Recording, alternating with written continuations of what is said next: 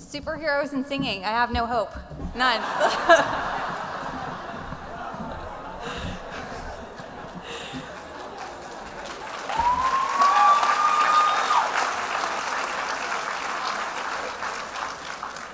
What an incredible journey we've all been on in the last few months.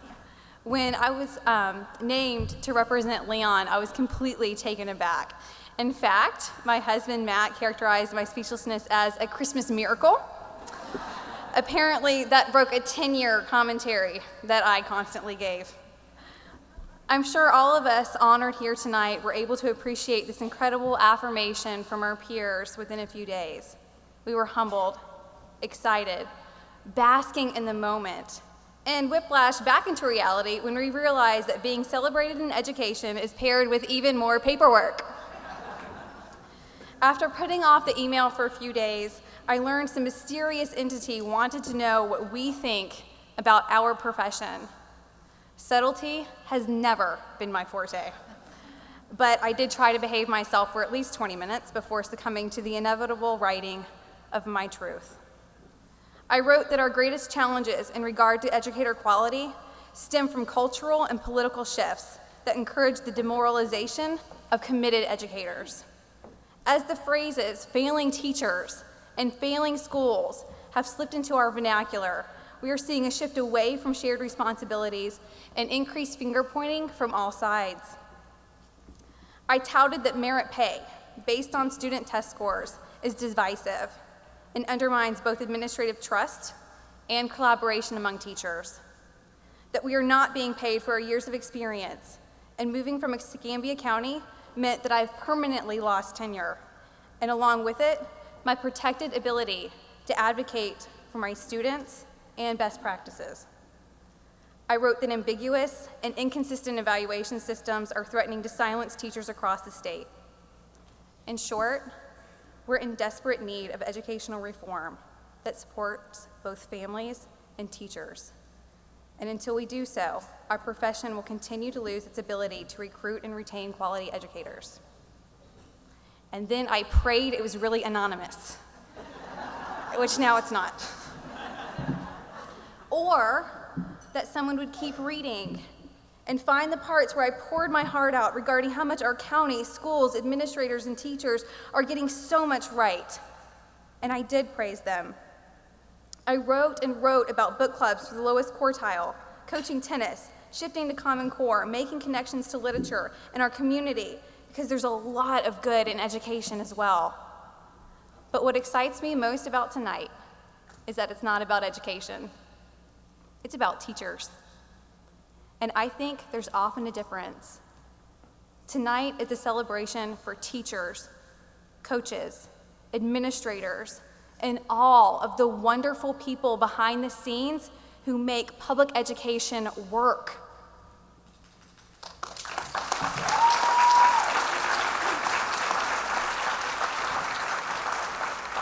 Tonight is about teachers because we keep granola bars in the closet for the kid in second period that doesn't always have lunch. It's about the coaches who are all in and literally dream about strategies for the court, but use that 45-minute wait for the student's ride to talk about math class. We acknowledge the guidance counselor who's on the phone with DCF because she's a child's best advocate right now. Today, we applaud the teachers who grade papers while their loved one drives them on family vacation because written comments are much more helpful than just the holistic score. Tonight, we celebrate innovations that teachers are making so that their classrooms inspire.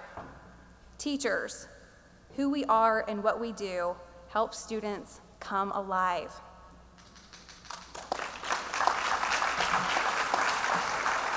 Tonight is also for the teachers who have touched our own lives, like Mrs. Thompson, my Algebra 2 teacher, who worked with me after school for hours and acted as if she looked forward to hosting free tutoring. How my 7th grade band teacher, who I knew not only hated me, but also generally left me terror-stricken and ended up giving me some of the most treasured affirmations before it was all said and done. I think we have all at least one of those stories. Tonight is a time to reflect on and thank the teachers who make us better teachers, like Mrs. Hood, who was my 9th grade English 1 teacher and became my mentor when I began teaching 7 years later. I truly believe her techniques are the ones that my students continue to love the most. She made and continues to make me feel more like family than a colleague. And when I aspire to be a better teacher, I think of educators like recently retired Mr. Obrick, who took me under his wing from the first day of teacher planning, which may not seem like that big of a deal, but Rocky Hanna put all of us on a school bus to drive around the greater Tallahassee area to see where our kids were literally coming from.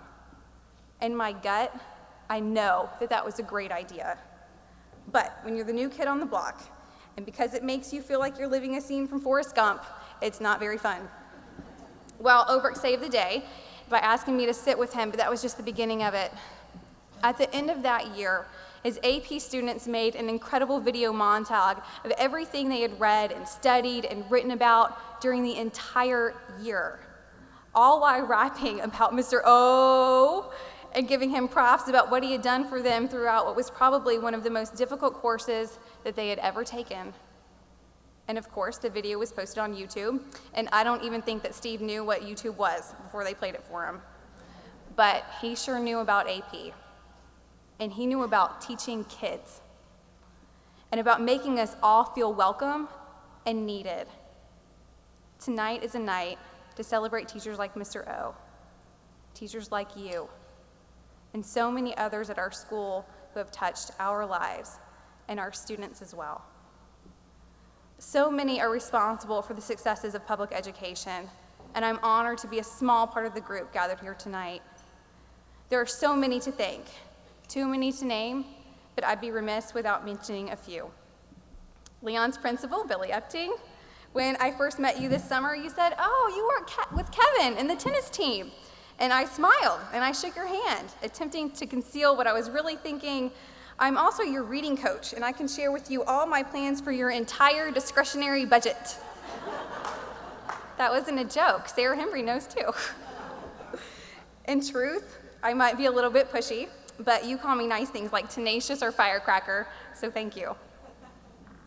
To the entire administrative team at Leon and beyond at the district level, you rock.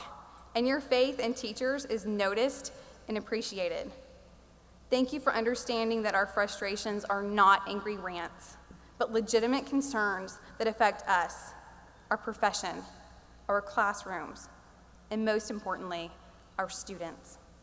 Now, go find solutions in education so that education can be more like the teachers you lead. To the amazing teachers at Leon, you are more than peers whom I look to for guidance, ideas, and advice. You are true friends who are devoted to students in our community beyond measure. Thank you to my parents, who have at least pretended to like listening to me talk this much, to a big brother who's responsible for thickening my skin enough to handle 120 high schoolers, to my grandparents, and especially my 92-year-old mama, who long ago earned a master's degree in special education and gracefully passed away the day after the county surprised me in my classroom.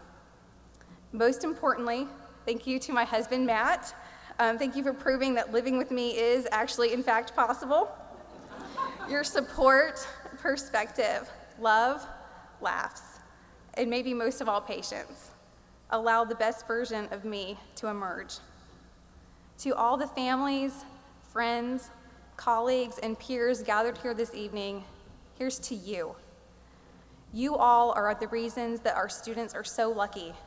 You give young people the chance to find success beyond measure, and together, we make the seemingly impossible become just another day at work.